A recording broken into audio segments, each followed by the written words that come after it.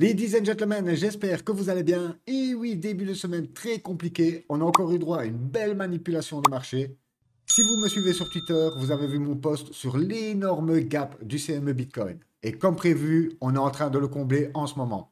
Résultat, ils veulent vos cryptos au rabais avec un joli discount sur le rabais.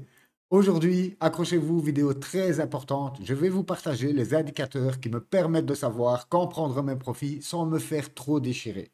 Parce que oui, vendre, c'est aussi compliqué que d'acheter et de hold nos positions. Le vrai combat, ce n'est pas contre le marché ni les whales, c'est contre nous-mêmes et nos émotions. Et c'est là que tout se joue. Avoir un plan de sortie précis, c'est la clé, et surtout l'appliquer à la lettre, peu importe ce qu'on ressent à l'instant. Croyez-moi, ça fait toute la différence. N'oubliez pas de lire le disclaimer en description. Sur ce, beaucoup de choses à voir. Fini l'intro. Let's go! Avant de commencer, j'ouvre une petite parenthèse sur le projet OXO si vous êtes investi comme moi. Voilà, il y a 2 semaines, je vous avais dit que le graphe puait la merde, pourtant pas de news. Ben, en fait, l'équipe vient de communiquer et il y a eu une énorme manipulation aussi sur le token. Vous le verrez plus tard dans le graphe. Je vous lis le communiqué. Comme beaucoup d'entre vous le savent, nous avons rompu à l'amiable avec notre ancien responsable de la croissance. Cela a naturellement provoqué une certaine panique à court terme, mais nous tenons à préciser que le calendrier de développement reste pleinement inchangé. Nous recevons et examinons activement les candidatures pour un nouveau responsable de la croissance et nous tiendrons la communauté informée dès que le bon candidat sera confirmé. Côté développement, nous sommes également dans le processus final d'une sélection de développeurs supplémentaires pour renforcer l'équipe et accélérer la livraison. Nous sommes également toujours en communication active avec l'équipe de CZ, donc l'ancien fondateur de Binance, et ils ont exprimé un enthousiasme continu pour le lancement de Spectre, ce qui est une énorme validation de ce que nous construisons. Nous savons que des temps comme celui-ci peuvent être déstabilisants, mais en réalité, le projet est en excellente position et le travail avance chaque jour. Notre engagement à faire de OXO l'écosystème leader en matière de confidentialité reste inchangé. Et nous sommes reconnaissants de pouvoir compter sur une communauté qui nous encourage à nous améliorer. Donc voilà, je pense que l'équipe avait dit tout ce qu'elle avait à dire. Le projet continue, bien sûr. Voilà, il y a un petit changement dans l'équipe. Ça a fait paniquer certains et surtout, ça a ouvert des opportunités. Comme d'habitude, à des traders qui se sont mis à vendre massivement. Dans le moment de panique, beaucoup ont vendu leur coin. On va aller voir directement ça sur le graphe. Et ensuite, ça a été méchamment racheté. Donc, regardez, ici, c'était la semaine passée déjà là, je vous disais, ça pue la merde. Voilà. Pour vous dire comment l'analyse technique vous fait voir que ça pue la merde, mais pourtant, vous n'avez pas de news. Et la news, elle tombe seulement, donc regardez, on était ici, on était quand même sur début août, et l'annonce, elle tombe le 22-23 août, donc une vingtaine de jours plus tard, avant le crash. Donc l'analyse technique, elle vous disait déjà là, comme je vous le disais il y a 2 semaines, ça pue la merde. Et regardez ici, boum, on a eu un flash crash énorme, donc ça s'est mis à vendre massivement. On a perdu sur le token 85%. Blindé au paniqué ici. Et regardez ensuite le volume qui est rentré. Pour moi, c'est de la manipulation pure et dure, hein. On a déjà repris 300%. On a déjà refait un x4. Donc voilà, à suivre. Moi, j'ai confiance en l'équipe. En plus, c'est soutenu par Alex Baker. Beaucoup ont mis pas mal d'argent sur ce projet. Donc voilà, moi, je hold une position. Ce n'est pas un même coin non plus. Il ne faut pas déconner. Attendons et voyons la suite. Je ferme la parenthèse et on rentre directement dans le vif du sujet. Les indicateurs que je vais vous présenter sont principalement des indicateurs sur l'émotion. Comme je vous l'ai dit dans l'intro, l'émotion drive 80% du marché. Le reste, ce n'est que du fondamental. Et dans le fondamental, vous avez les médias. Ça vous balade d'un côté puis de l'autre. Et eux, en fait, font totalement l'inverse. On va passer sur l'indicateur numéro 1. Et oui, l'application Coinbase. Quand on la voit arriver en top de l'App Store ou du Google Play, ça signe des hauts de marché. Regardez la date de l'article, le 20 avril 2021. On va retourner 2 secondes sur le graphe. Boum, je passe ici sur le graphe. Comme vous le voyez ici, je vous ai mis à chaque fois que Coinbase est arrivé dans les tops. On va regarder le 4 avril. Regardez, c'est exactement ici, top de marché. Elle est repassée numéro 1 le 6 novembre, c'était pratiquement le top de marché. En 2024, en fin d'année, elle était numéro 9 sur l'App Store. Donc, vous voyez qu'à chaque fois, on signe des fins de marché, c'est un truc de fou, ou des débuts de correction à chaque fois qu'elle entre dans le top 10. C'est c'est drivé par l'émotion. Pourquoi? À chaque fois, les médias vous en donnent à gogo. Les gens voient ça partout. Ils téléchargent l'appli, ils achètent leur crypto et ensuite, généralement, ils se font rincer. Donc voilà un des premiers indicateurs sur l'émotion. On va directement aller en voir un autre. On passe directement sur YouTube. Et généralement, quand le retail débarque, ou il pense trouver la bonne information sans trop se casser le cul, vous l'avez deviné, sur YouTube. Aujourd'hui, deux, on va dire, influenceurs dominent vraiment tous les autres. Alex Baker, c'est le number one avec 1,61 million d'abonnés. En deuxième, vous avez CryptoBenter, j'en ai déjà parlé assez souvent. Voilà, ils ont 1,2 ou 1,3 million d'abonnés. Si on passe sur sa chaîne YouTube, vous pouvez voir que en gros, il fait entre 150K et 300K en routine. Donc imaginez l'impact de ce mec.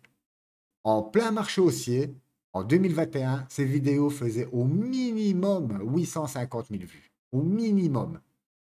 Pareil pour CryptoMenter, et là, vous savez que vous arrivez sur un top de marché.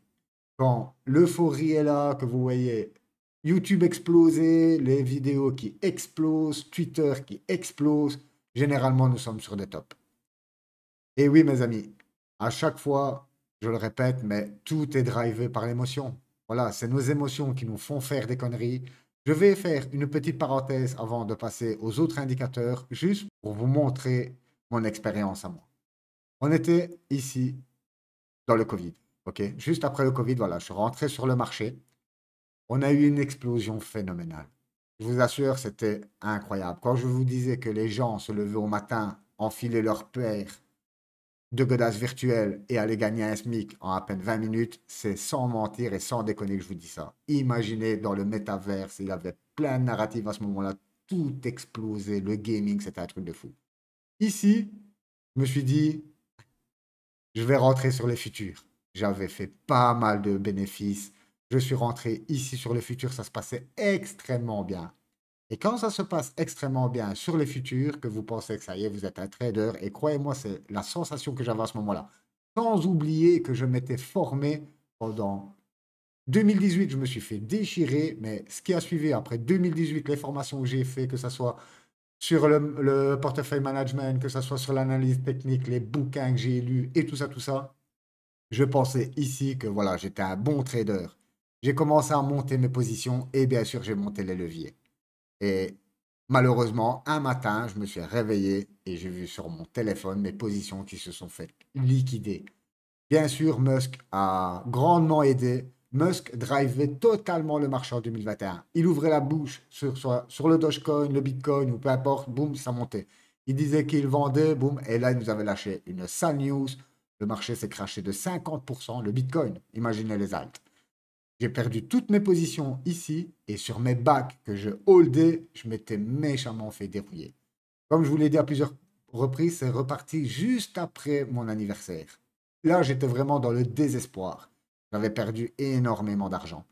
C'est remonté crescendo et je suis sorti exactement ici quand on est revenu plus ou moins dans les tops. J'avais eu tellement dégoûté ici, les gars. Vous pouvez même pas imaginer quand vous avez un wallet et que vous vous réveillez le lendemain, vos positions se sont fait liquider et que vos bacs que vous holdez qui étaient en train d'exploser, vous perdez autant en si peu de temps. C'est un truc de fou.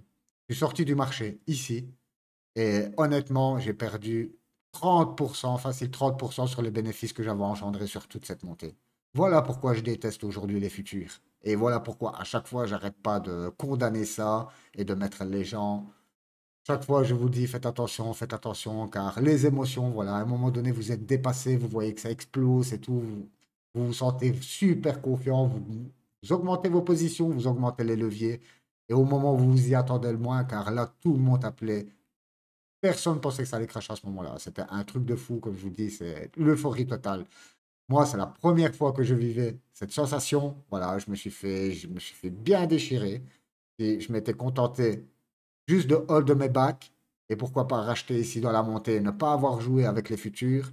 je serais ressorti bien plus riche que ce que je ne suis aujourd'hui. Mais bon, voilà, je ne crache surtout pas sur la crypto. Je ne serais pas là aujourd'hui à vous faire des vidéos, à pouvoir profiter de ce que j'ai vécu dans le passé et tout ça, tout ça.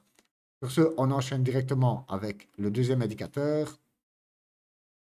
Et oui, c'est Rolex, les amis. On va passer ici sur la charte 5 ans.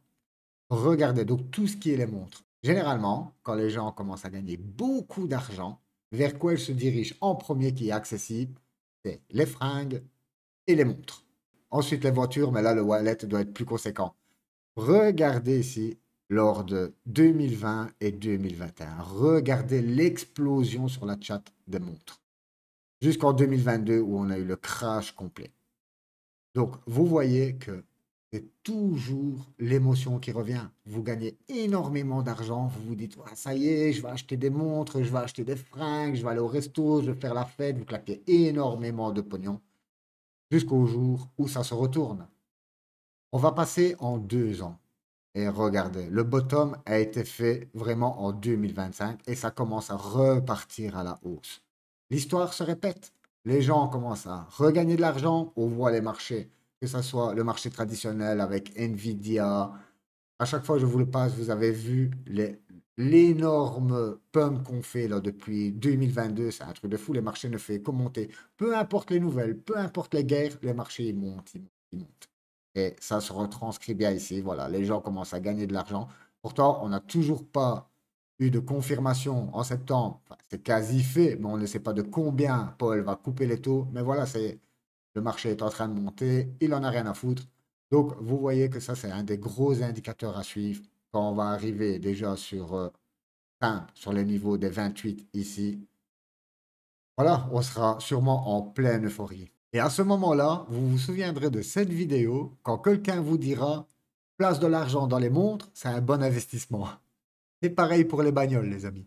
Pour moi, ce sont vraiment pas de bons investissements. Rien de tel que en premier la brique et encore, ça dépend dans quel pays.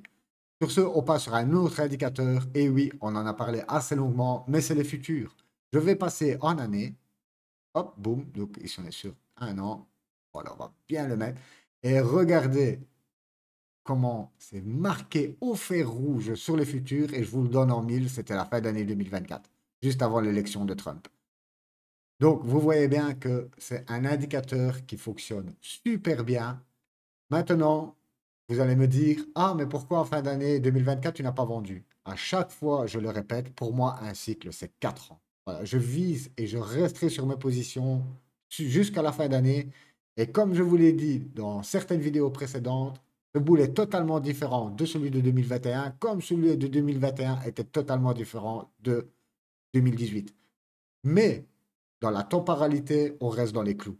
Voilà, pour moi, ce bull run, il nous a surpris au départ avec un BTC qui a dépassé son ATH bien avant le halving, ce qu'il n'avait jamais fait auparavant.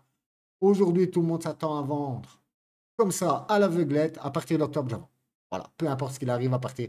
Pour moi, ce n'est pas une bonne façon de faire. On a plusieurs indicateurs, comme ceux que je vous montre aujourd'hui, qui pourraient un peu mieux cibler notre sortie que de se dire tout bêtement, je sors tout au mois d'octobre. Allez, au mois d'octobre, je vends toutes mes positions.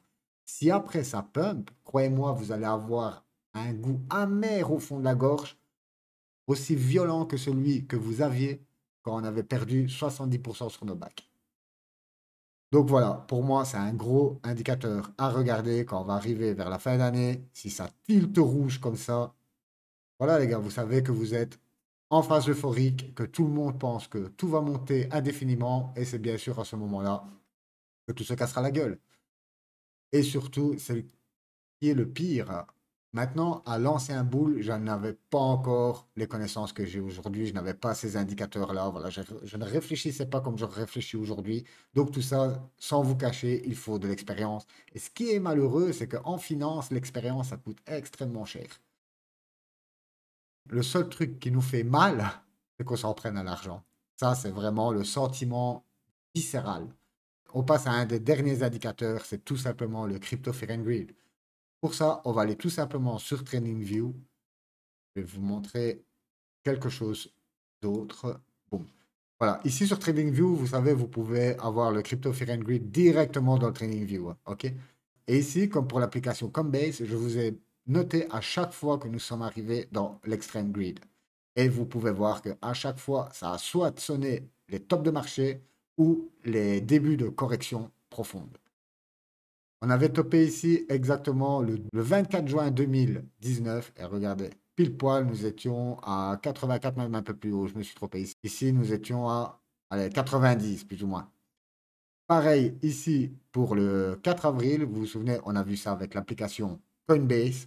Et regardez, ça se retranscrit aussi sur le Fear and Greed. Nous étions à 95. Regardez le second pic qu'on a eu. Il était bien moins puissant. Pourquoi? Car ici, comme moi, beaucoup de gens étaient en train de pleurer. Donc voilà pourquoi l'euphorie n'a pas remonté autant. Mais croyez-moi que des gros gains se sont quand même faits dans cette montée ici. Ensuite, on a eu pareil pour au mois de mars 2024. Pile poil, l'extreme grid 84, boum, début de correction. Et pareil en fin d'année, nous sommes montés même jusqu'à 93 en fin d'année, ce qui a marqué le début d'une profonde correction. On avait été revisiter les 74K. Voilà pour moi un gros indicateur. Et vous allez me dire, oui, mais ça c'est pour le Bitcoin. Et qu'est-ce qu'il en est des alts? Les alts, c'est exactement pareil. Je vais vous passer deux alts qui étaient super hype à l'ancien bull, c'est Avax pour le gaming. Et vous pouvez voir que ici, le Bitcoin, quand nous étions en fin de marché, il avait signé son top vers le début octobre, ok, vers le 10-13. Je ne sais pas voir exactement car je suis en 3D. Et on peut voir que Avax, lui, à ce moment-là, faisait sa dernière hausse. Mais regardez sur le Fear and Greed, au moment où je casse ici la zone, on va dire neutrale, voilà, c'est fini. Ça ne fait que corriger avec des rebonds, car bien sûr, les corrections, les amis, je vais vous les montrer, elles sont violentes. On va prendre la première qui est ici. Je vais reculer ça. Hop. La première correction, elle est de 50% direct. Voilà. Boum. En une, deux, trois, quatre. En une semaine, un peu plus d'une semaine, vous perdez 50% sur votre wallet. Ça rebondit, ça vous donne espoir. Vous dites, je ne vais pas vendre, ça va remonter. C'était juste une petite correction. La correction qui suit, elle est de 58%. Quasiment 60% de votre crypto qui fond comme neige au soleil. Ça remonte et regardez la façon dont ça remonte. Vraiment sinueusement, vraiment pour vous mettre le doute. Et ensuite, boum, la cascade. 85%. En exactement, on va prendre ici la bougie de départ. En 40 jours. Vous voyez comment ça va extrêmement vite et à chaque fois avec des faux espoirs de reprise. Si vous n'y connaissez rien en analyse et peu importe les autres domaines, si vous êtes novice ici, vous vous faites allumer tout simplement. La difficulté qu'on avait aussi en 2021, c'est quand on avait des flash crash, vendre vos positions, c'était impossible. Si vous étiez en DeFi, vous passez vos ordres, mais vos ordres étaient refusés ou en suspens, tout le monde paniquait, tout le monde vendait, les chaînes étaient congestionnées, c'était un truc de fou. Je ne pense pas que ça arrivera encore à ce bout. La technologie a avancé. Voilà, les blockchains maintenant, elles envoient du lourd, elles ont de quoi encaisser tout ça. Aujourd'hui, nous sommes plus seuls. Il y a même les institutions, les pays qui sont là. Donc voilà, tout ça a été amélioré. On n'aura pas cette blague-là. Nous n'aurons pas cette blague-là à l'avenir. Mais bon, ce n'est juste pour vous dire le contexte de 2021. Donc, comme vous le voyez ici, la fenêtre est courte.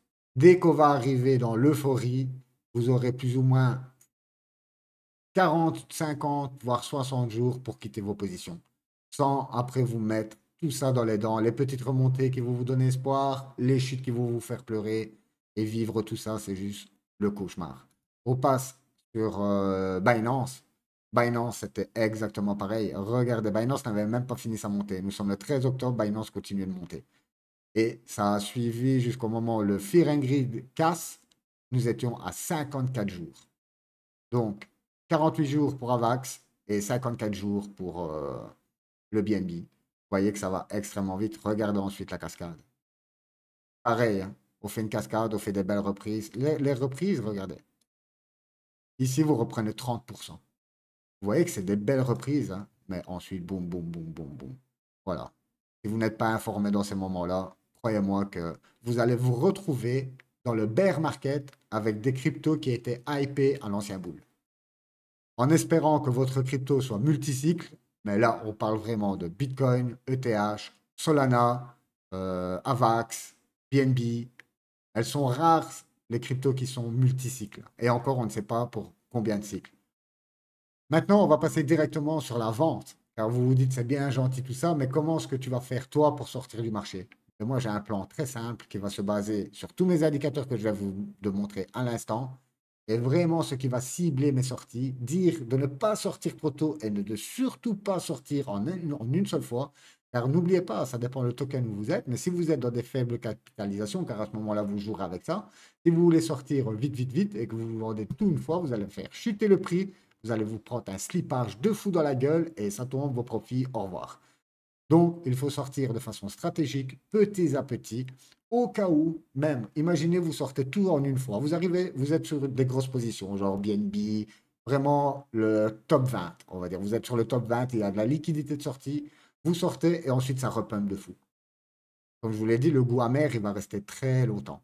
Voilà pourquoi on va se séparer de nos bacs au fur et à mesure, de façon quand même assez rapide, mais on va toujours laisser un petit moon back car on ne sait jamais, et pour dire de rester dans le marché. Vous voyez, voilà, sortir totalement du marché, ben, c'est...